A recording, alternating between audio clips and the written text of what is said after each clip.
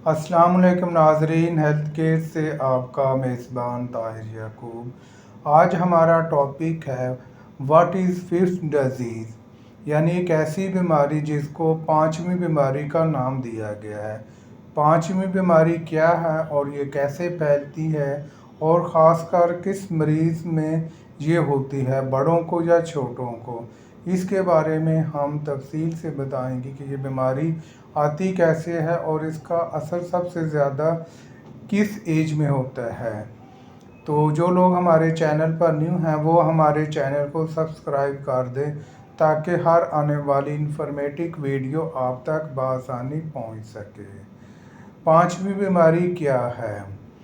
B9 virus की वजह से होने वाली हल्की जल्दी बीमारी है। ये बालगों के मुकाबले में बच्चों में ज़्यादा आम है। एक शख्स जो प्रो वायरस B9 से मुतासर होने के बाद 14 दिन के अंदर पांचवी बीमारी से बीमार हो जाता है, यानी इसका असर जो दौरानिया 14 दिन के अंदर अंदर होता है, यानी किसी भी मुतल्लिका इंसान में ये बीमारी है तो वो बीमारी दूसरे तक भी बआसानी जा सकती है खून और सांस के ज़रिए। पांचवी बीमारी या अरिथमिया इन्फेक्शन एक मुतद्दी बीमारी है जो एक वायरल इन्फेक्शन है जो स्कूल जाने की उम्र के बच्चों में आम है। ये बीमारी ज़्यादातर बच्चों में ज़्यादा पाई जाती है। ये मौसम सरमा और बहार के मौसम के दौरान सबसे ज़्यादा आम होती है। पांचवी बीमारी का नाम कई साल पहले इस वक्त पड़ा जब ये बचपन में जल्दी पैदा करने वाली 6 बीमारियों की फहरिस्त में 5वें नंबर पर थी। दीगर में रूबेला, खसरा, सुर्ख रंग का बुखार, चिकन पॉक्स और रोज़ेला इन्फेंटियम शामिल होती हैं। यानी ये जो छोटे बचपन में जो बीमारियां होती हैं उस 6 बीमारियों में से ये 5वें नंबर की बीमारी है। पांचवी बीमारी की अलामात या फिफ्थ डिजीज़, सबसे पहले ज़्यादा पहुंचाने वाली अलामात चेहरे पर अचानक चमकदार सुर्ख धब्बे हैं। ऐसे लगता है जैसे बच्चे को थप्पड़ मारा गया है, यानी इसकी मरकज़ी अलामत चेहरे पर सुर्ख धब्बा नज़र आता है। ऐसे लगता है कि जैसे किसी ने बच्चे को मारा हो। इसके इन्फेक्शन स्लेव चेक भी कहते हैं। आमतौर पर नज़ला ज़ुकाम जैसी अलामात के एक हफ्ते से 10 दिन बाद ज़ाहिर होने वाली, जिसे जैसे भरी हुई नाक या बहती हुई नाक, गले की सोजिश, हल्का बुखार, थकावट, सर में दर्द, मसल में दर्द, जोड़ों में दर्द पाया जाता है। यानी जब भी इस वायरस का असर होता है तो जिस्म में दर्द भी हो सकता है, जोड़ों में दर्द भी हो सकती हैं और रैशेस भी हो सकते हैं, यानी स्किन का कलर सुर्ख हो सकता है और उसमें खारिश भी हो सकती है। और ज़्यादातर असर इसका छोटे बच्चों में होता है, यानी छोटे बच्चे ज़्यादा मुतासर होते हैं और चेहरे का कलर बिल्कुल सुर्ख होता है, जैसे लगता है कि इसको किसी ने मारा पीटा है। बीमारी के असबाब क्या हैं?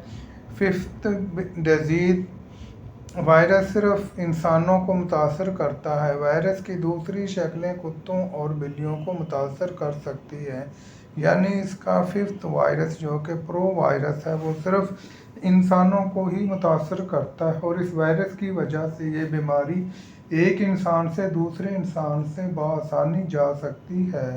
पांचवी बीमारी की मुंतकिली खून और सांस की बूंदों यानी हवा के ज़रिए फैलती है, जो मुतासरा शख्स के खांसने या छींकने पर हवा में दाखिल होती है। बालिग जो बच्चों के साथ काम करते हैं उनको भी इसका असर हो सकता है, जैसे बच्चों की देखभाल, यानी घर वाले छोटे या बड़े वो भी इसमें मुब्तला हो सकते हैं। असाज़ा और सेहत की देखभाल करने वाले कारकुन, मिसाल के तौर पर जैसे डॉक्टर या नर्स, वो बच्चे का ट्रीटमेंट कर रहे हैं तो उनको भी ये वायरस छू सकता है। इस वजह से इसकी एहतियात करनी चाहिए कि जब भी इसका वायरस डायग्नोस हो जाए तो हमें एहतियात करनी चाहिए कि अपनी सांस का रास्ता यानी मुंह और फेस को लपेटना चाहिए, मास्क वगैरह लगाना चाहिए और खांसते वक्त भी एहतियात करनी चाहिए कि डायरेक्ट کھانسنے کا اثر جو باہر نہ جائے، اگر وہی کھانسنے کا اثر باہر جائے گا تو وہ ہوا میں چلا جائے گا، ہوا کے ذریعے وہ دوسرے متاثرہ شخص کو متاثر کر سکتا ہے۔ اس وجہ سے ہمیں چاہیے کہ جب بھی اس طرح کی بیماری ہمارے سامنے آئے تو ہمیں چاہیے کہ اس کی احتیاط کرنی چاہیے، تاکہ جو شخص متاثر ہے اس کی بیماری دوسرے شخص تک تو نہ جائے۔ احتیاطی تدابیر: کوئی ویکسین یا میڈیسن نہیں ہے جو پرو وائرس بینائن انفیکشن کو روک سکے۔ اب دوسرے لوگ متاثر ہونے یا متاثر ہونے کے امکانات کو کم کیسے کر سکتے ہیں؟ تو اس کے لیے احتیاطی تدابیر کرنی چاہیے کہ جیسے ہی یہ بیماری آئے تو ہمیں احتیاط سے کام کرنا چاہیے، تاکہ یہ بیماری خود بھی ہم اسے جلدی سے جلدی ٹھیک کر سکیں اور دوسرے لوگوں تک یہ بیماری نہ جائے۔ تو ہمیں چاہیے کہ ہم اپنے ہاتھ کم از کم 20 سیکنڈ تک صابن اور پانی سے اچھی طرح دھوئیں۔ جب آپ کھانستے یا چھینکتے ہیں تو اپنے منہ اور ناک کو ڈھانپ لیں، یعنی آپ کو ماسک کا استعمال کرنا چاہیے تاکہ یہ بیماری دوسرے شخصوں تک، اشخاص تک نہ جا سکے۔ اپنے آنکھیں، ناک یا منہ کو نہ چھوئیں، یعنی جب بھی یہ بیماری آپ کو سفر کر رہی ہے، یعنی اس بیماری میں آپ سفر کر رہے ہیں، تو آپ کو چاہیے کہ آپ اپنے آنکھوں یا ناک کو اپنے متعلقہ ہاتھ نہ لگائیں۔ بیمار لوگوں کے ساتھ قریبی رابطے سے گریز کریں۔ جب بھی آپ اس بیماری میں انفیکٹڈ ہو جائیں تو آپ چاہیے کہ آپ اپنے آپ کو علیحدہ کر لیں، تاکہ آپ کی بیماری کا وائرس دوسرے اشخاص تک نہ چلا جائے، کیونکہ اگر وہ دوسرے لوگ بھی سفر اس میں کریں گے تو وہ ایک گھر میں کئی مریض ہو سکتے ہیں۔ اس وجہ سے چاہیے کہ آپ کو احتیاطی تدابیر کرنی چاہیے کہ آپ اپنے آپ کو علیحدہ کریں، اور کھانستے چھینکتے وقت آپ کو چاہیے کہ آپ اپنے منہ اور ناک کو اچھی طرح ڈھانپ لیں، تاکہ آپ کا وائرس دوسرے لوگوں تک نہ پہنچ سکے۔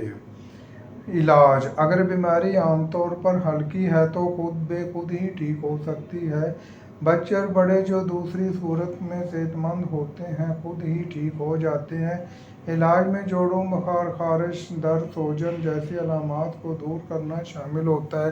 یعنی جب آپ کو یہ بیماری یا آپ کے کسی جاننے والے یا آپ کے کسی بچے کو یہ بیماری لگ سکتی ہے، تو اس بیماری کی جو انفیکشن وہ ہوتی ہے، وہ مین جسم کا درد اور بخار اور ریشز ہوتے ہیں۔ اس وجہ سے آپ کو چاہیے کہ آپ اس کی ہلکی پھلکی میڈیسن لیں، پین کلر لیں، ساتھ پیناڈول لیں، اور اس کے بعد اس کی خارش کے لیے آپ کوئی بھی اینٹی الرجک میڈیسن استعمال کریں، تاکہ آپ اس بیماری سے جلدی ٹھیک ہو سکیں۔